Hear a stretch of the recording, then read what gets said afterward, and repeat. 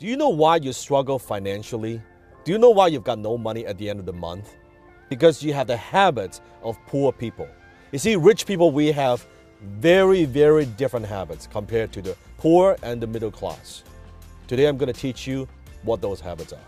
We are what we repeatedly do. Human beings, we are creatures of habits. You notice that you kind of do the same thing, the same routine over and again and again and again. See, getting rich is not an act. It is a habit. So it is staying poor. It's also not an act. It's not something that just happens to you. It is a habit. So let me teach you the 3 best habits of rich people. The very first habit of rich people, and that is they count their money. Poor people don't count their money. They get a paycheck, they deposit the paycheck, they spend the money. They have no idea what their expenses are. They have no idea how the money flows. You notice poor people, JOB, they have a job and wait till maybe once a year when they file the tax return, the taxes that are owing, is how much you have to pay. They look at the numbers. They don't even look at the fucking numbers. They just, okay, all right, that's how much I need to pay, file tax return, and that's it. And look at it maybe once a year. Rich people, we don't do that. We look at our numbers regularly. We are financially literate. I'm not a numbers person, don't get me wrong, okay? I'm a concept guy, okay? I'm a big picture thinker. I'm a visionary. But I am very, very careful and I'm very aware with how my money is flowing. I look at my numbers. I log into my account every single day. I want to look at my cash flow. I want to look at how much cash reserve I have. I sit down with my accountant every single week, look at my financials every single week, looking at my financials across all my companies. How are they doing? Because what gets measured gets improved. So habit number 1, rich people, we count our money regularly. How often you count your money? How often you look at your bank account? Not bitching about it, but how often you look at your every single line of expense, all your revenue, where that comes from. Is it improving? What do you need to work on? What are those key performance indicators? Are you looking at those numbers?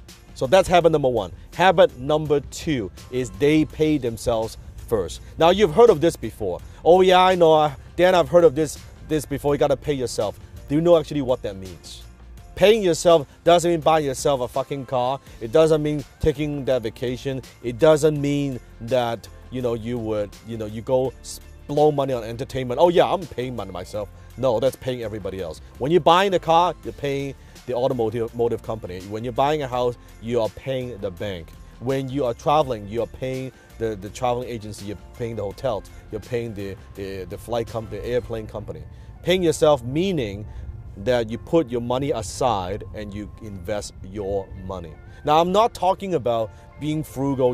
If you know anything about me, you know my work. I'm not talking about being frugal and being cheap. I'm talking about taking a percentage of your income and putting that aside, pay yourself first, and save it, and then you invest it.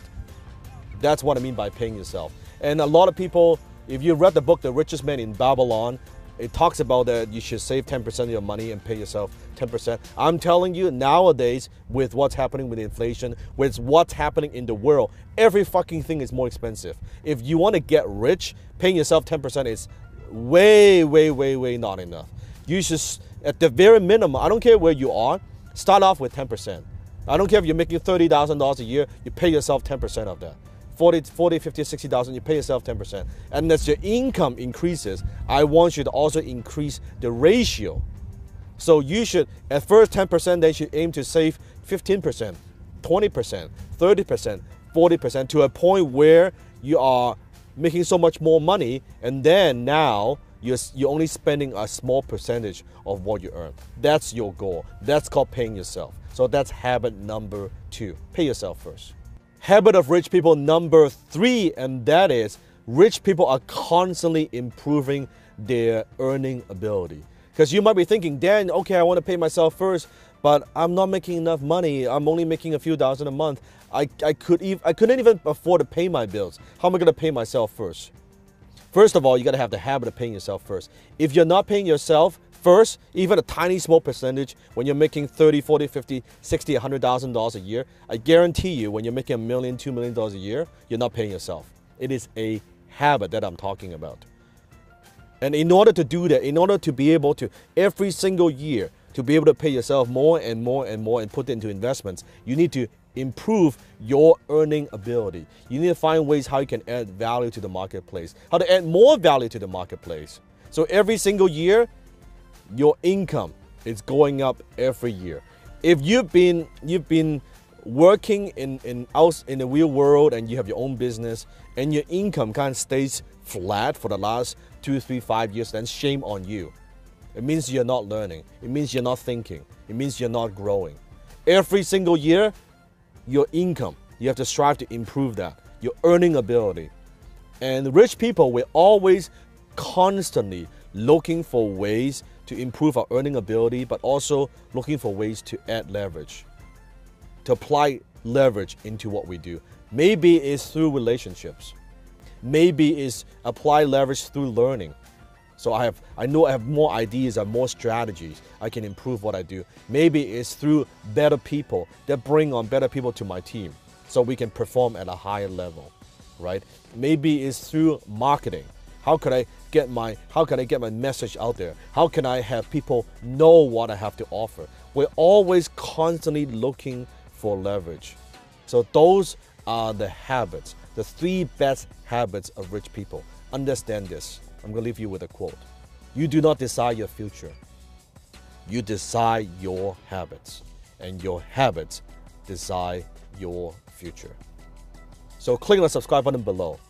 Let me know what habits you have that you want to get rid of, that are holding you back. Some poor people habits. How do you get rid of that? And what are some of the new habits of the rich that you are going to develop? And also comment below. Let me know how this video has helped you. If you've been watching my work for some time now, let me know. And also check out my videos on this side as well.